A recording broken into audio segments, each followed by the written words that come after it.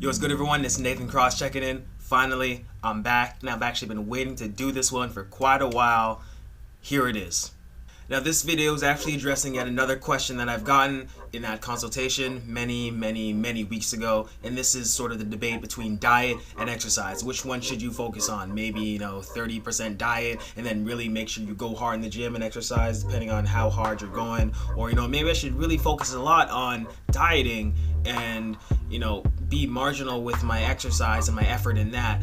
It's not always that straightforward. Honestly, weight loss and building muscle and things of that nature really depends on any confluence of events and confounding variables. But ultimately, I think there should always be an imbalance in this sense, and the imbalance where dieting really does dominate over exercise. The reason why I say that there needs to be an imbalance in this whole process is because there are three main components of metabolism that you always need to consider. Number one is your resting metabolism, or basal metabolic rate, and that's just generally the amount of energy being used to keep you alive for basic bodily functions and things of that nature. Now, the key to this fact is that your BMR, your basal metabolic rate, takes up about 60 to 70% of your calorie burn, the amount of energy that you use throughout the day. Number two is the amount of energy that you use to break down food and whatnot.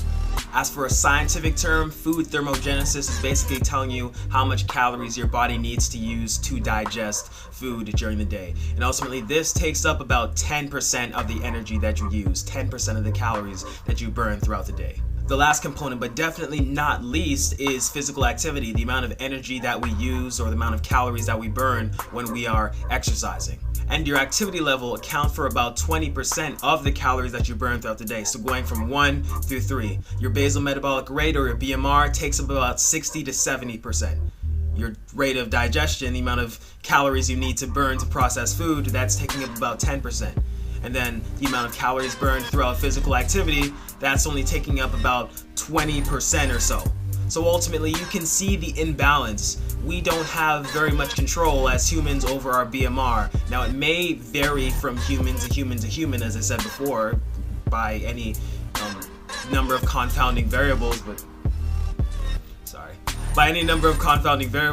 ultimately, it's the physical activity portion is that we think can control everything. The basic formula, which sort of is really causing us to the need to redefine fitness, is that we get a gym membership at one point. In a few weeks we start making slow incremental changes, but not that many changes when it comes to diet, because we think that the more that we work out, the more we're going to start to burn fat, we're going to build muscle, or the stereotypical I'm going to turn fat into muscle. You can't do that. I've said that in a video before. You can't, I hate to go too Toronto on you guys, but on a big man thing, you can't turn fat into muscle. So peep this: if 20% of your calorie burn, or 10 to 30% depending on who you are, what your circumstances are, give or take, if 20% of that is up to your physical activity level and other components are sort of out of your control, then you're really gonna have to crack down on the amount of food that you're eating and what kind of food that you're eating.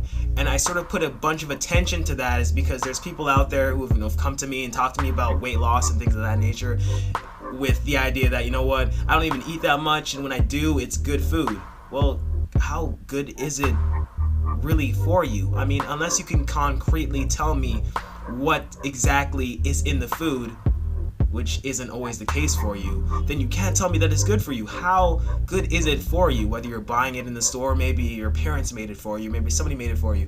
If you don't know what kind of, for example, a lot of the athletes out there who eat a lot of meat when they get the opportunity, if you don't know how it's being prepared, how much seasoning is being added to it, whether the fat is being cut off of it during the washing and cleaning process and whatnot. It's not too much of a complicated process, but it kind of sucks that a lot of people are sleeping on things like food tracking apps and really just being a little bit more meticulous about it. It doesn't take that much more effort to watch it, because if you're trying to lose weight, you can't just eat a little bit less of what you're already eating if you don't know what the macronutrients and things like that of the food that you're eating are. I mean, you just can't. So if you're serious about, making sure your diet is A1 on point, you got to put some respect on making sure you know everything that's going into your body. It's serious. And for some people, self-control and just staying focused, staying locked in is what I always talk about,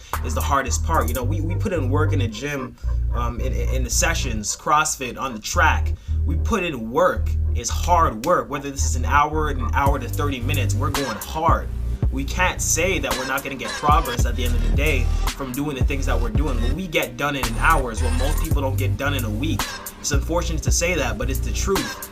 And the thing is, I can only make as many recommendations as possible on things that you can eat based on your dietary restrictions, or the things that you shouldn't be eating, just to make sure, you know, you're staying healthy and everything. But, you know, if you keep falling off the wagon, then don't be surprised when you end up looking at the scale from a month after our baseline and then nothing's changed, if anything gotten worse. So low-key, take some time to think about that equation and try to analyze what you're doing and redefine what your fitness level is as a whole. You know what, going to the gym is one thing, you know, working out, you know, different times a week is something else. But if you just keep doing, you know, a little bit of this, a little bit of that, and then eating whatever you want, it's not the same. And when there's people out there who say, you know what, no, I can get you to where you want to be physically. I can get your body looking like this, and you can still eat whatever you want, eat all the foods that you love. That's not really, fam. Is that what you're gonna do right now? But you guys already know what it is. That's what I'm about. All right. So if you like this video, make sure to hit the like button below. Leave a comment.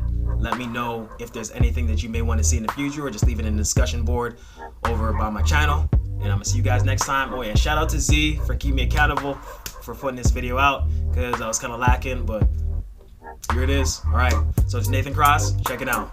Peace.